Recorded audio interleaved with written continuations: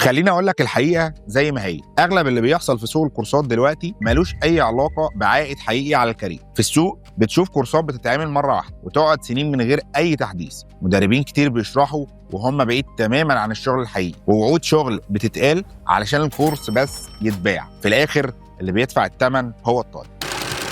انا سيد عمر، مؤسس شركه كيرف AI واكاديميه ماشين 5. احنا بنقدم تريننج اكسبيرينس تخلي الناس تستثمر وقتها وفلوسها صح وتطلع بعائد حقيقي يفرق في الكارير بتاعهم ويحقق اضعاف الرقم اللي استثمروه. الفرق بين اللي بيحصل في السوق واللي بنقدمه في ماشين 5 فرق في الفلسفه قبل المحتوى. في السوق الكورس هو النهايه، في ماشين 5 الكورس هو البدايه. في السوق الطالب بيسمع ويخلص وبعدها يبقى لوحده.